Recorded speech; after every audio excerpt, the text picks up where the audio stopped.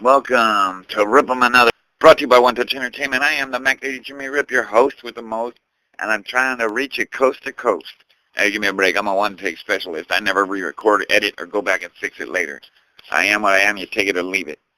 Do you have any comments, questions, emails, suggestions? Just email us. You know the address. Not the one your mama warned you about, but the one she tried to take away from you. I am the heat machine. I am the straw that stirs the drink. I am the highlight reel with sex appeal, the one and only Twisted Hill. I am half the size, but twice the man, and I'm still talking trash. I am the Mac Daddy, Jimmy Rip. Alright, first of all, I want to thank myself for that introduction. Welcome to this episode of Rip 'em a New One. I'm your host, Jimmy Rip. I want to welcome the audio track when I was recently a guest on Smart Mark Radio. If you want any information about Smart Mark Radio, you can find them on Facebook, or you can always email me at RIP, that's RIPP, 2011 at yahoo.com.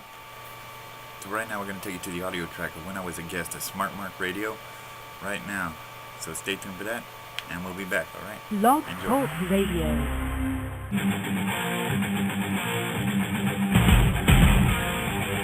Smart Mark Radio.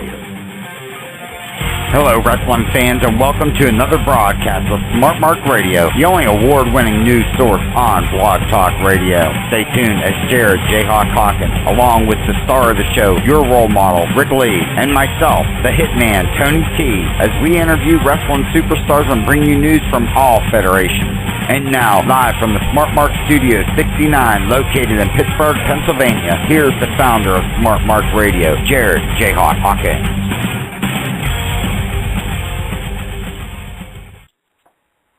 Okay, we do want to apologize for being a little bit late here. We did have technical difficulties thanks to Blog Talk Radio, but we are on the air. Right. We are on the air. I want to just say, before you even get started with any introductions, that we do want to apologize not only to our guest, but to all the people out there listening that the show started 5 minutes late. That's not our fault. We were trying our asses off to get on this thing, but unfortunately sometimes we get dealt with unprofessionalism, and it pisses me off like crazy, and I'm not afraid to speak my mind. Anyway, before we get started, is there anything that you guys need to throw into that?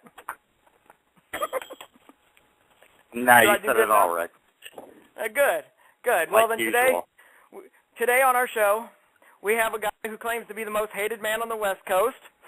And you know what? I like that in him because I'm probably the most hated man on the East Coast, and I can care less.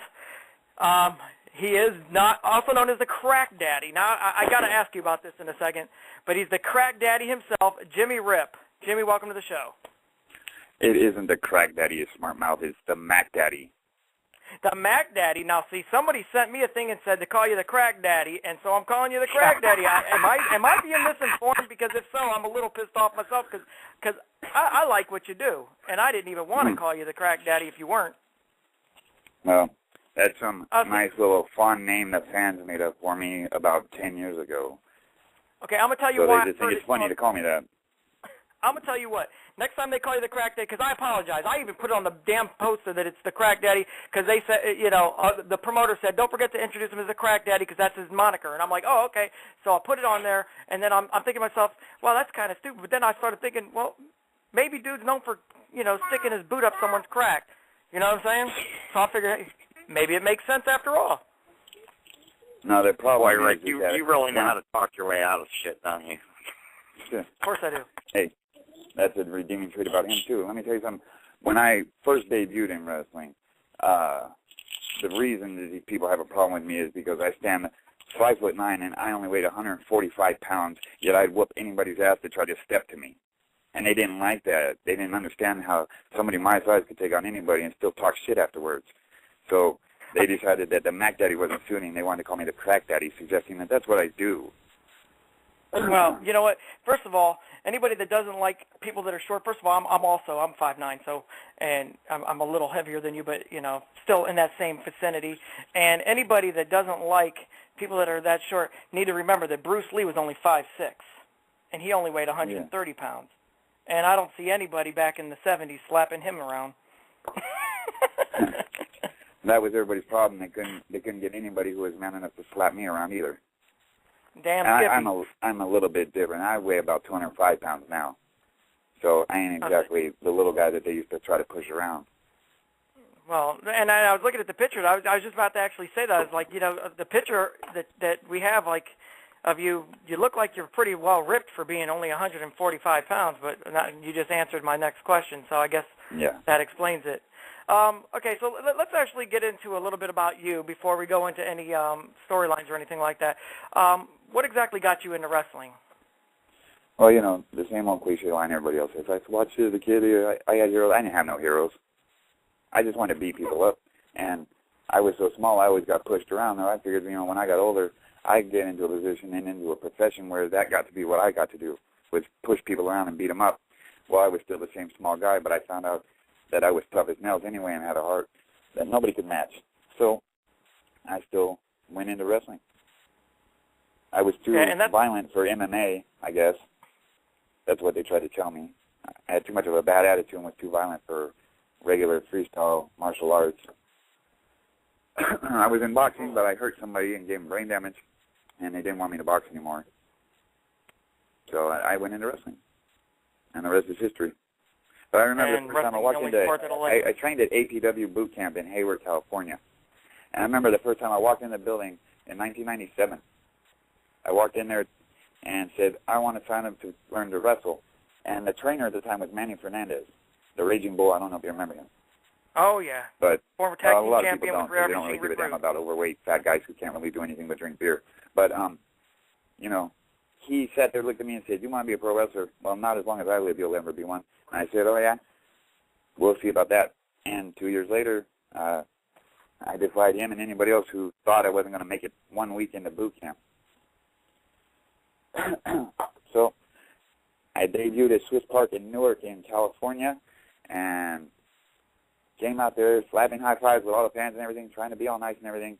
And I heard things like, go home, E.T. I heard everything, and then I even heard, for the first time, them call me Crack Daddy. So the very next show, I decided to let them know how I really felt about them. And after that, I had to be escorted to my car, because there were people waiting in the parking lot to beat the crap out of me. Yeah, that's I found it hilarious. Fun. I didn't want an escort. I wanted them all to try. But the promoter wouldn't let that happen. So there's this little thing called lawsuits. It doesn't do well with people. Okay, actually, I was looking through a lot of the people that you train with, and you actually work with Mike Modest, Christopher Daniels, the American Dragon. I put them all over. I put them all over. Christopher Daniels, Mike Modest, he was my trainer. I have a lot of respect for him, a whole lot of respect for him. Who doesn't? I worked with Tony Jones, Vic Grimes, Crash Holly, God rest his soul. American Dragon, yeah. I even worked at Battle Royal where I put John Cena over. I let him press me and throw me 2 rows deep. That was when he was known as a prototype. Prototype. Yep. He's actually on the APW training tape called the Ultimate Training Video. Oh, yeah, they put guys like him on there, of course. Yeah, of course they do. That way they can... Not the guys like me who put them over. Now, you mentioned Crash Holly, and actually, after reviewing some of the stuff, that's kind of who you reminded me of, is a Crash Holly, where you're a littler dude, but you don't give a damn. and I can tell you a good quick story about Crash Holly. That's a story I'm really fond of. One night, I was at the gym working out late. I stayed at the gym all the time when I was in training. I was there putting up chairs, putting up, TV monitors, cleaning, always, like, anything I could do to pay my dues quicker, I was doing it. I, lived there pretty much for that first 2 years.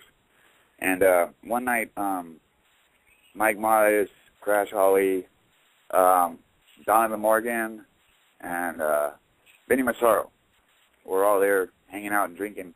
And I actually made the mistake of asking them if they had time, would they work out with me in the ring? Well, you don't do that to pros when you're just a beginner. And they taught me that lesson, that you don't do that to pros. Crash Holly climbed in the ring and said, I'll show you some stuff.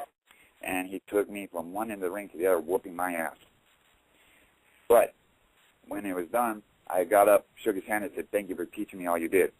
After about halfway through, I realized he was just punking me. He wasn't really trying to show me anything. And notwithstanding that, I still thanked him for taking the time to get in the ring with me. And after that, guys like Modest and everybody showed me a lot more respect because of my size and the fact that I stood there, took it, and didn't complain. Well, the funny thing is that's what happened with Crash when he was training. A lot of people didn't realize that, but Crash Holly and well, now he's known as Runt from the Dudleys, but was Spike Dudley. Yeah, Spike Dudley. A lot of them guys, they got in the business and they were treated just rough in training, and I mean, you know, different training camps, but just both of them treated really rough, and both of them pretty much they don't give a damn. I mean, look at the bumps that both of them guys would take. I mean, yeah. Shit. I mean, you know? There was an awards banquet one year when I was with APW, and one of the categories was Best Finishing Move. And there was 8 guys nominated for the category. 7 of them, the video of their finishing move was me taking it. So, you know, that's a compliment. Like I said, I've been press slammed and throw five rows deep under the hard gymnasium floor. I took the Death Valley driver from Mike Modest up the top rope, even. And a couple of Big Grimes finishing moves that he still uses, he practiced them on me, like a tilt-the-world choke slam. If you can't visualize that, he had me in a press slam, spun my legs, and then choke slammed me. I'm actually glad you brought up. I'm glad you brought up the finishing holds and stuff from people from there, especially Mike Modest, because I don't know if you realize this, but WWE has stolen so many moves from Mike Modest alone that it sickens me. I mean, I love Mike Modest, and he's an innovator, and he was a brilliant worker, and everything. But some credit of some of his finishing moves do have to go to Vinny Massaro. They were given to him by Vinny Massaro. So yes, I watched them use what was called in APW. Vinny Massaro used is called the bitch slap. Fit Finley used it in WCW for a while. That's having the guy over your shoulders, hooking his neck, and dropping him on his back of his head. That was called the bitch slap. Exactly. He gave that move to Mike Modest to use, and Mike Modest started using that in Japan, and it went crazy for it. Mm-hmm. It was on one of the wrestling documentaries that we promoted last year, and they were actually showing where the guys in the back were talking about how it was going to get stolen, and it was stolen. In the taping of the movie Beyond the Mat, Mike Modest's tryout with Tony Jones, he used a bitch slap on him for the finish. And at least 2 different guys in the back watching the monitor going, I'm still in that move. So, you know, while Jim Ross was standing there, Roland Alexander was standing there watching the trial match. A couple of the boys that were watching that were saying, I'm going to steal that move, I'm going to steal that move, I'm going to steal that one. Like almost every spot they did. I remember that, and that's probably why they were saying it. Now it makes sense. I remember that exact freaking moment in that DVD. So, like, right now, I was actually on that DVD as well. You can see a couple of highlights of me wrestling Big Grimes in the beginning when they're talking about the training schools. Yeah, you see one spot where I jump up on his back and I'm choking him, and he just flips me over his head out of the ring. And then another one where I do a 450 off the top rope onto him onto the floor. And another one where he catches me in midair and slams me into the wall. But we had a rematch later on in a hardcore match, Falls Count Anywhere. It was kind of like they were trying to duplicate the Falls Count Anywhere match that made him and Crash Holly get their shot in WWE. And I couldn't come close to duplicating what Crash Holly did with Big Grimes. It was flattering for them to think I could, but yeah. Mm-hmm. One thing I got to ask you. I know how to be modest. I know what my limitations were. Well, I think we all know our limitations. It's just some of us take it to the edge a little bit. One thing I got to ask you,